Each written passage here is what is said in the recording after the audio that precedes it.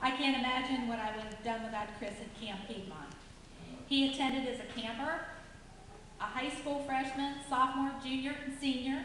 Then he went off to the military and planned his leave around the camp dates.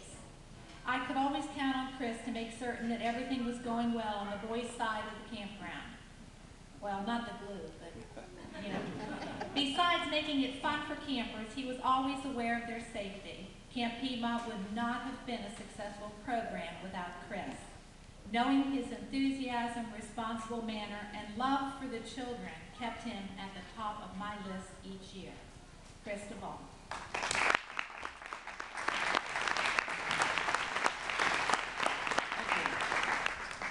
A few weeks ago, Mrs. Duncan gave me a call at work and asked me if I'd like to speak at this event. While I was a little bit hesitant, I decided to go ahead and do it. She said, just talk about some of the memories you had at Wilson. I started back in Wilson in 1980 and had Miss Ruby Wise as a 4th grade teacher. And then I was on to Mrs. Gard in the 5th grade. And then it came to the 6th grade where I met a teacher who I thought the world of and still do to this day. Mrs. Joanna Duncan was my 6th grade teacher. I loved being in her class, but the thing that I loved the most came close to the end of the year. Camp Piedmont. It was such a big event, a wonderful thing that would be a part of my life for the next decade. We did great things at camp, like boating and candle making. There were Boy Scouts who came dressed as Indians and taught us great things like fire building and tracking, following signs made with rocks and sticks. I had such a great time. There was a night that each cabin had to build their own fire and cook their own food. It never quite turned out how you wanted it, but nonetheless, it was still good. After dinner, I think we took a hike to Copperhead Rock that had a tree growing through it. It's still probably there to this day. But it soon came to an end and we had to go back home. But I didn't want to. There had to be a way that I could come back. I soon found out that I could come back as a counselor a year or two later. Being a counselor was awesome. You got to be a leader and kids looked up to you, and I can only compare it to being a teacher, I guess.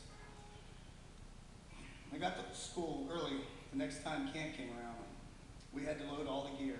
Every camper had enough stuff to last 3 days, plus their Indian tent poles, plus what seemed like hundreds of campers to load onto the buses. It always seemed to work.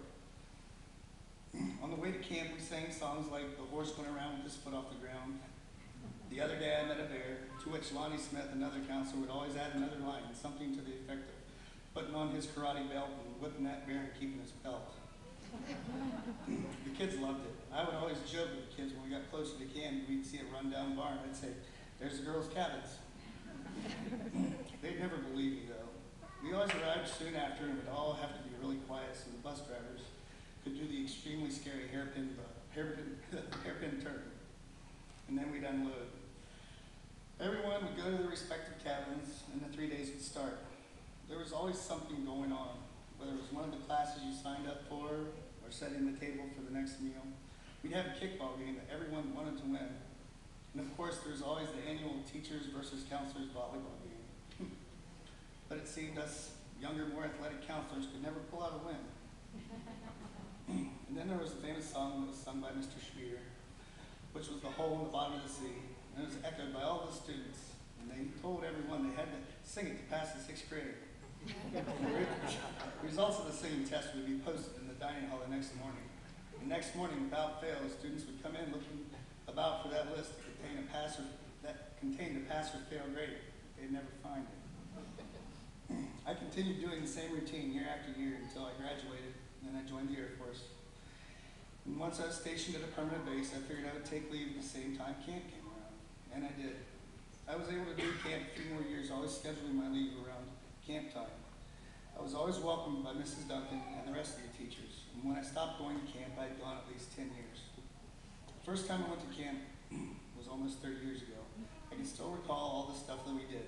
Sure, the beauty and the majesty of the wilderness had a lot to do with it. But I can tell you from the bottom of my heart that the teachers here at Wilson made the time of my life, and that I'll never forget. And I thank you for that. The school has been more than just a learning facility for me. It's been a part of my life and my family history. My 3 aunts, my mother, my mother-in-law, myself, my brother, my sister, and now my nephew all attended this school. It will be a sad day in our family to see it go. You know, I've read my story to several people.